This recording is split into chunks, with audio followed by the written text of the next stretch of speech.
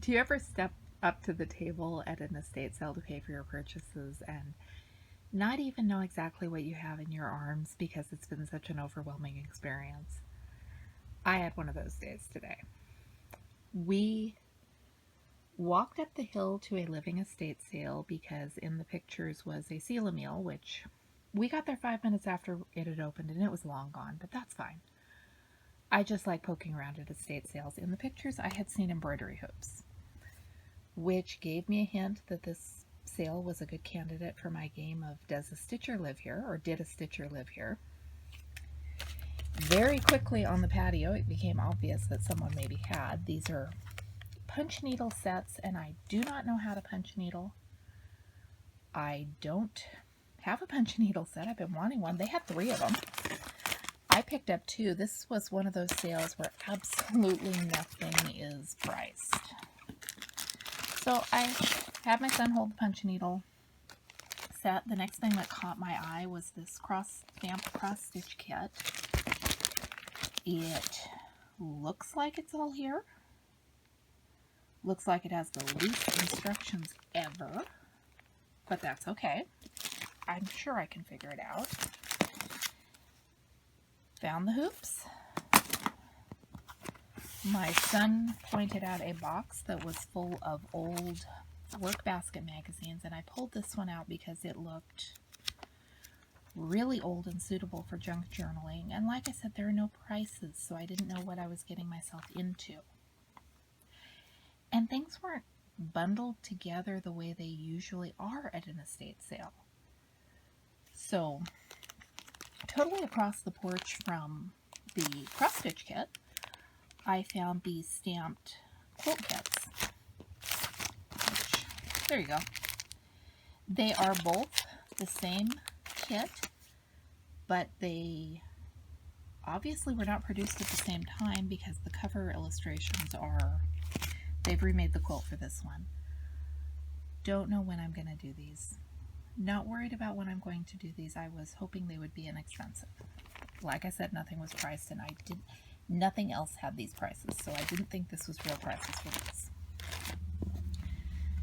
Saw under some other stuff, just the corner of what is unfinished and filthy old needlework. Tell me if you can tell, is this hand stitching? Because if this is hand stitching, this lady did amazing work. I don't know if I can tell from the back. That give us any clues? I mean, I think it probably has to be, but I don't know. They're pillowcases, so there is this printed and partially stitched portion, which I think I am going to leave as is and maybe incorporate into a project bag or something else. And then there's a lot of old unprinted muslin, which I am going to cut off and use for a quilt I've been making, where I am doing new embroidery but trying to make it look as if it might be older. So I'm mix matching my fabric, and this will be a good addition for that. Especially this one that's got a little more age to it. The woman who lived in this house and I am pretty sure that she is the same lady I had an altercation with on the first day when we moved into our new house. She didn't know that the house had sold, and the house had actually sold like 2 months earlier, and we were renting it to the original owners. She pulled over her car and yelled at me for putting things in my own garbage can. So we did not get off on the right foot at all, and we never did speak again after that, but she had told me who she was and where she lived, and I'm pretty sure this is the same house. Out in the garage, they had some old cookbooks, which led to a discussion between my son and I as to what constitutes a really old cookbook. If it's got microwaves, it's not that old. This is, I think that says Better Meals for Less. And I know I saw a copyright date in here. 1930 by the Review and Herald Publishing Association. I'm curious to read through this one, and then I don't know if I'll keep it or use it for junk journaling. I have a feeling the recipes in here are going to be scary. got the Modern Guide for Pressure Canning and Cooking. I think I already have this one. It's 1967. That's like almost new, right? But again, I'm thinking junk journaling. And then the Watkins Hearthside Cookbook, which is full of the best illustrations. I am totally thinking junk journaling for this one because the colors and the drawings, and it is just amazing. And there was yarn. If you watched my Hobby Lobby clearance yarn haul a couple of days ago, you'll know that I said that their prices are less expensive than I can get yarn at estate sales. The ladies running this estate sale didn't know what yarn is going for at other estate sales, I guess, because their yarn was 25 cents a skein. I have not seen it that cheap ever. Best I have ever seen is 50 cents a skein. This is dishcloth cotton, or it's cotton generally used for knitting dishcloths or crocheting dishcloths. These big value size skeins retail for $3.99 each. I looked it up online. Of course, I'm not paying that for them because I will wait till there is a sale. Every few years I get a bee in my bonnet and decide I want to knit dishcloths. So I have got lots of dishcloth knitting stuff. They also, for $0.25 a skein, had these big Caron 1 pound worsted weight acrylic skeins. I have been wanting to knit a white Afghan, and the only reason I haven't knitted a white Afghan is because the yarn, to make it,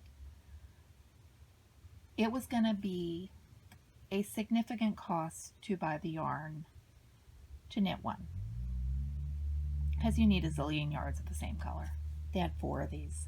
I have my Afghan. I am so tickled by that, and I think I'm going to start it soon. I could be wrong. They also had 2 skeins of this aqua color, and I put it in my bag because I don't know why I put it in my bag. Then when I got home and looked at it, I realized this is going to be one of those mermaid tail blankets that have been all over the place for the last couple of years that I wanted to knit but haven't done because, again, the yarn for that would have been a significant investment for a project that I don't know if I would have ever got around to or ever finished. I'm not the best when it comes to getting all excited buying yarn for a specific project and then losing interest before the yarn arrives. So I got 32 skeins of yarn for $0.25 a piece. You can't beat that. And this stuff, it is pristine.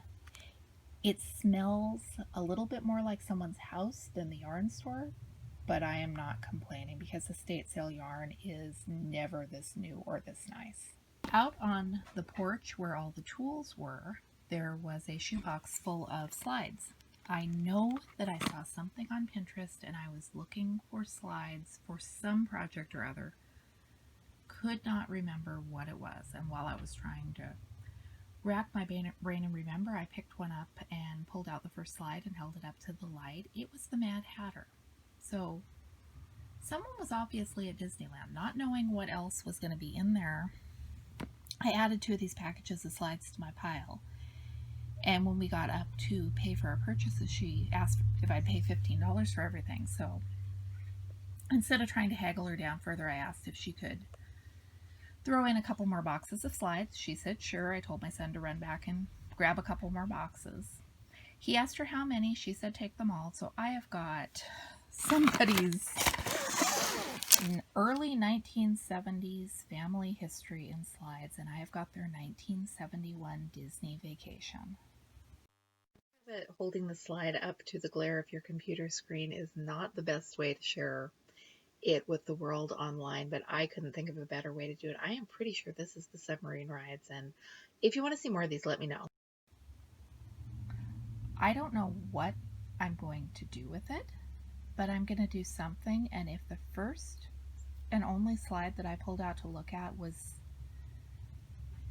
showing me that they had been at Disneyland, I figured that I was, for some reason, meant to have these.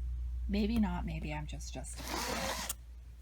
And in the bottom of the box of slides, there are some old family pictures. I wish there had been more old pictures in the house, and if I'd known that they weren't even going to look at what was in my arms before throwing a price at me, I would have made different decisions over what I had in my arms. I've got the winding stem for Doug's old watch. If it hasn't worked, no, it's in there. I don't know that I need the winding stem for Doug's watch. And the other thing that didn't make its way in here originally, it's a crochet trivet, and these are, correct me if I'm wrong, I think they're old milk lids, and they were all here when I bought it, so one has fallen out in my house somewhere. So this is my $15 Estates haul. I am super tickled about the Disney pictures, probably even more than I am about the yarn, which is silly. I am thrilled by the cookbooks and the cross-stitch kit and just everything. And if the sale had been a little less chaotic and I hadn't walked a mile to get there, I probably would have made better decisions in the moment. But I'm happy with the decisions I made.